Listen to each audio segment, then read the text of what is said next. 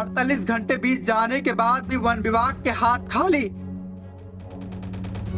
आखिर कब तक पकड़ा जाएगा नरभक्षी गुलदार? बीते दिनों पहले 4 साल की मासूम को बनाया था अपना शिकार।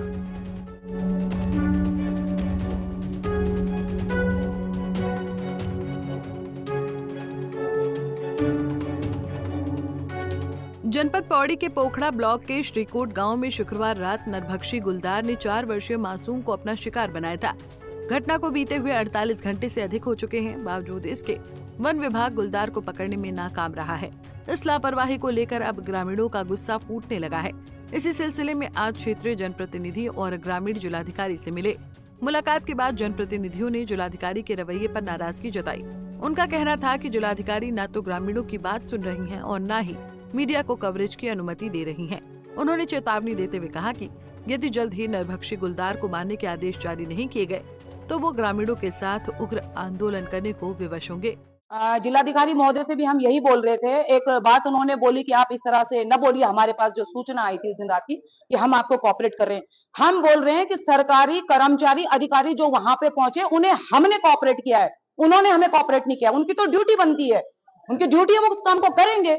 किसी घर का बच्चा चला गया, बेटी चली गई, उनकी ड्यूटी है, लेकिन हमने उन्हें तब भी कोऑपरेट किया है। तो उन्हें इन चीजों को समझना चाहिए कि इतनी विषम भौगोलिक परिस्थितियों में अगर हम लोग एक जनप्रतिनिधि होने के नाते या एक सामाजिक कार्यकर्ता होने के नाते वहां पे भाग रहे हैं, पूरी रात खड़े हैं, उनके साथ उन संवेदनाओं से जुड़े हैं, उस माँ का दर्द समझ रहे हैं, तो आपको भी आना चाहिए। इसके लिए आपको पगार मिल रही है, इसके लिए आप कुर्सियों में बैठे हो, आप भी जनता के सेवक हो, आपको भी वहां पे आना है। आपका आना और वहां पे काम पूरा करना। आप लोग ये नहीं बोल सकते कि आपने बहुत अच्छी तरह से अपना फर्ज निभा लिया है।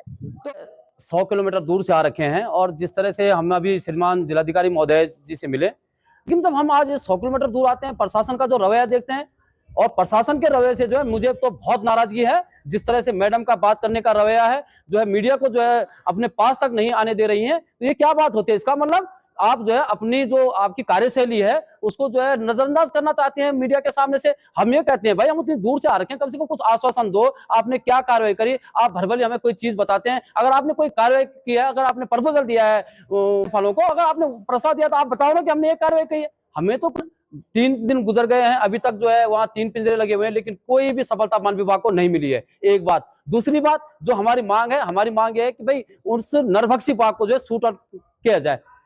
बता दें कि बीते 12 सितंबर को पोखड़ा के श्रीकोट गांव में 4 वर्षीय मासूम रिया अपनी मां के साथ घर के छज्जे पर खड़ी थी। इसी दौरान घात लगाए गुलदार ने मां के आंखों के सामने बच्ची पर हमला कर दिया। मां कुछ समझ पाती कि तब तक गुलदार बच्ची को उठा ले गया। वहीं शोर मचाने पर स्थानीय ग्रामीण मौके पर पहुंचे, लेकिन तब तक बहुत देर हो चुकी थी। मासूम बच्ची का शव घर से कुछ दूरी पर बरामद हुआ था, जिसके बाद से ही गुलदार को लेकर ग्रामीणों में आक्रोश था। वहीं इस मामले में वन मंत्री सुबोध उनियाल का बयान भी सामने आया है। उन्होंने कहा कि सरकार वन्य जीव संघर्ष को लेकर संवेदनशीलता से काम कर रही है। जहां भी ऐसी घटनाएं होती हैं, वहां ट्रैंकुलाइजिंग टीमें भेजी जाती हैं। देखिए, रिखणीखाल ब्लॉक से खबर आई थी, एक बच्ची को उठा के भाग ले गया था, तो उसमें तत्काल हमारे एसडीओ वहाँ पर पहुँचे थे और उन लोगों से बात करने के बाद कल फिर हमारे अधिकारी पहुँचे और कल जिस तरह से उन लोगों को वहाँ एक चल रहा था कि लड़की का तब तक अंतिम संस्कार नहीं करेंगे जब तक बाघ को मार न दिया जाए, लेकिन समझाने के बाद वो लोग मान गए थे, लड़की का अंतिम संस्कार किया।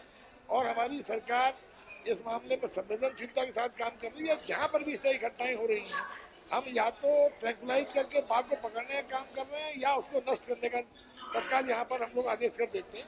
तो आज ह्यूमन वाइल्ड लाइफ कॉन्फ्लिक्ट को रोकने के लिए सरकार तमाम उपाय कर रही है, जिसमें गाँवों को सोलर लाइट देना, तमाम अवेयरनेस कैंप लगाना, और उसके बाद भी अगर घटना हो जाती है तो एकदम त्वरित कार्रवाई विभाग करता है और इस मामले में भी सरकार विभाग के द्वारा त्वरित कार्रवाई। गौरतलब है कि इससे पहले 23 अगस्त को भी सतपुली क्षेत्र में गुलदार ने एक मासूम को शिकार बनाया था। उस समय पिंजरे लगाकर गुलदार को पकड़ा भी गया था, लेकिन अब फिर से गुलदार की सक्रियता ने ग्रामीणों की नींद उड़ा दी है।